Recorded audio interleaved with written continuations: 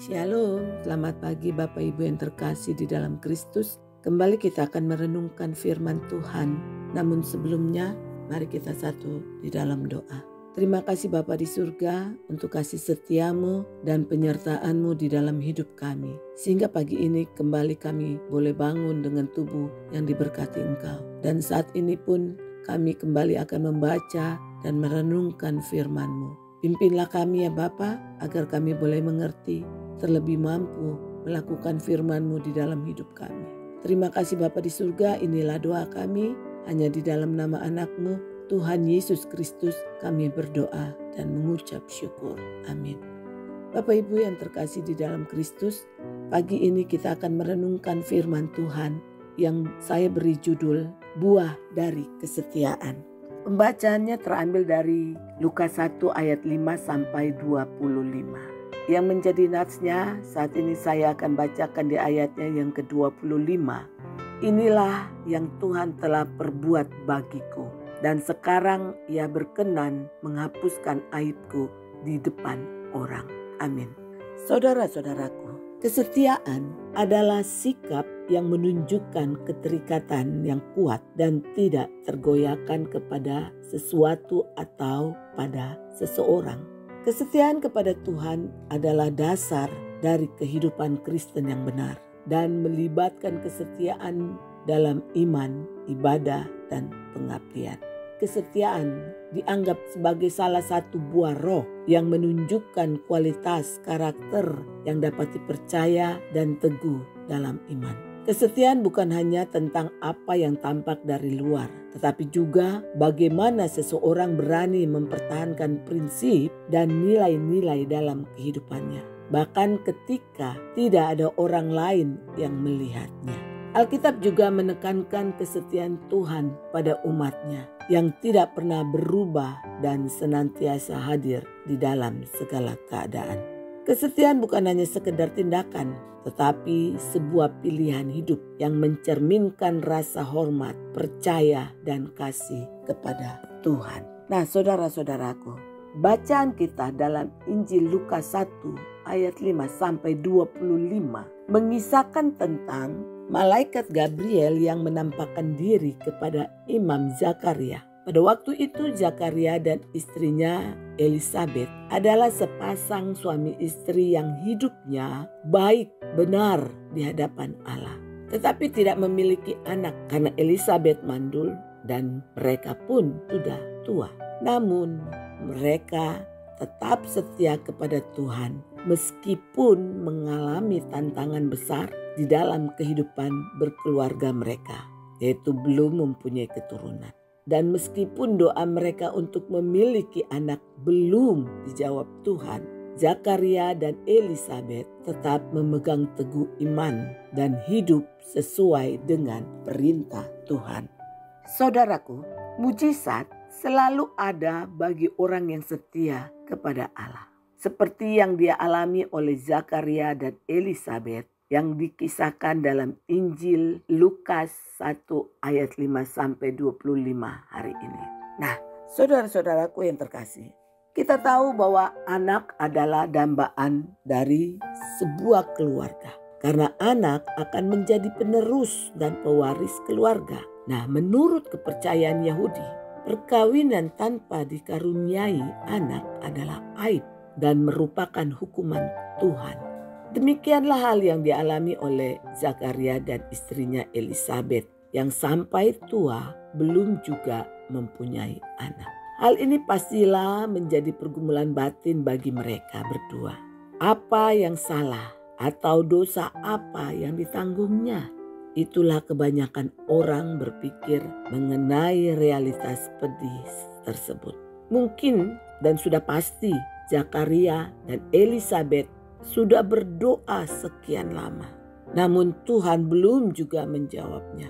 Namun meskipun demikian, Zakaria tetap percaya dan setia melayani Tuhan. Injil Lukas mengisahkan bahwa keduanya hidup benar di hadapan Allah dan hidup menurut segala perintah serta ketetapan dengan tidak bercacat. Kesetiaan dan totalitas Zakaria inilah akhirnya ditanggapi oleh Tuhan. Maka seorang malaikat Tuhan mendatangi Zakaria dan menyampaikan kabar baik kepadanya. Jangan takut hai Zakaria, sebab doamu telah dikabulkan. Elisabet istrimu akan melahirkan seorang anak laki-laki bagimu. Ya saudaraku, mujizat selalu ada bagi orang yang setia kepada Allah. Bukan karena jasa manusia, tetapi karena kebesaran cinta Allah yang tak terbendung kepada kita. Apa yang dialami oleh pasangan Zakaria dan Elisabet itu menunjukkan bahwa betapa besar kasih Allah kepada mereka yang setia kepadanya. Bagi Allah tidak ada yang remeh, tidak ada pula yang mustahil. Semua berharga di hati Allah dan segalanya mungkin bagi Allah.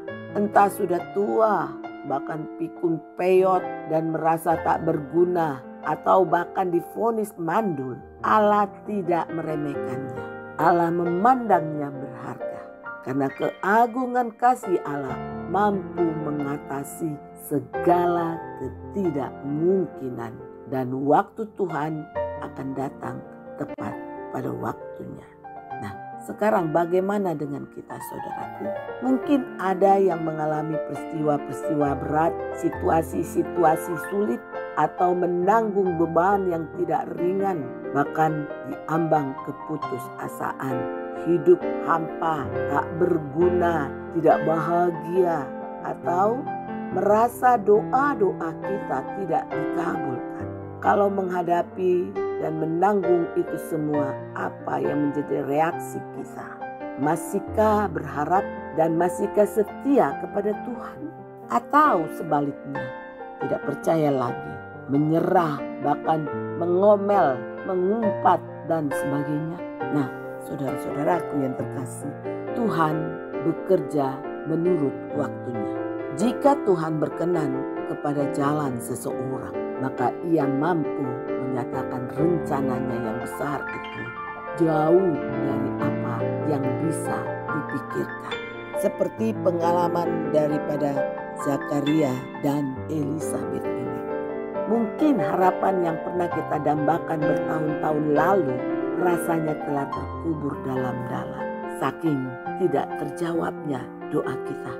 Karena kita berpikir mustahil untuk terwujud. Nah, Lukas 1 ayat 25 mengingatkan kita tentang pentingnya kesetiaan kepada Tuhan. Dan mengajarkan kita untuk setia dalam segala hal, termasuk dalam hal-hal kecil. Karena kesetiaan dalam hal-hal kecil akan membawa buah yang besar. Meskipun kita tidak selalu mengerti atau percaya, kita harus tetap setia dan percaya bahwa Tuhan akan bekerja sesuai dengan rencananya. Dengan setia kita akan menerima berkat, mujizat, dan kesempatan untuk berbuah. Meskipun kita menghadapi tantangan atau kesulitan, mari kita harus tetap setia kepada Tuhan dan tidak menyerah. Karena Tuhan tidak akan meninggalkan orang-orang yang setia kepadanya. Seperti Zakaria, meskipun ia tidak percaya, namun akhirnya ia menerima anugerah dan berkat dari Tuhan. Jadi saudaraku, tetaplah percaya kepada Tuhan dan firman-Nya. Karena itu adalah kunci untuk menerima berkat dan anugerah-Nya. Firman Tuhan adalah kekuatan kita. Dan kita harus mendengarkan dan melakukannya di dalam hidup kita. Sebab hidup yang setia kepada Tuhan akan berbuah baik bagi diri kita sendiri maupun bagi orang lain. Jadi marilah kita bercermin pada Zakaria dan Elisabet, meneladaninya untuk tetap hidup benar di hadapan Allah, untuk tetap hidup menurut segala perintah serta ketetapan Allah dengan tidak bercacat. Kesimpulannya, setialah pada Allah. Mengapa tetap harus bertahan dalam kesetiaan pada Allah? Karena kita berharga bagi Allah dan Ia akan memberikan yang terbaik bagi kita. Amin. Mari kita satu dalam doa. Bapa, kami percaya bahwa janji-Mu adalah ya dan amin. Dan tiada yang mustahil bagi-Mu. Karena itu Bapa, kami datang dan mau menyerahkan seluruh kehidupan kami hanya kepadamu. Biarlah Engkau saja yang memimpin dan menyertai perjalanan hidup kami untuk tetap setia kepada firman-Mu dan untuk tetap setia melayani-Mu walaupun apapun yang terjadi di dalam hidup kami, walaupun banyak tantangan yang harus kami hadapi, agar kami Tuhan dapat menjadi saksi-Mu. Terima kasih Bapa, hanya di dalam nama anak-Mu Tuhan Yesus Kristus kami berdoa dan mengucap syukur. Amin. Demikian perenungan kita hari ini. Kiranya Tuhan Yesus Kristus selalu menyertai dan memberkati kehidupan kita di sepanjang hari ini. Dan tetap setialah. Amin.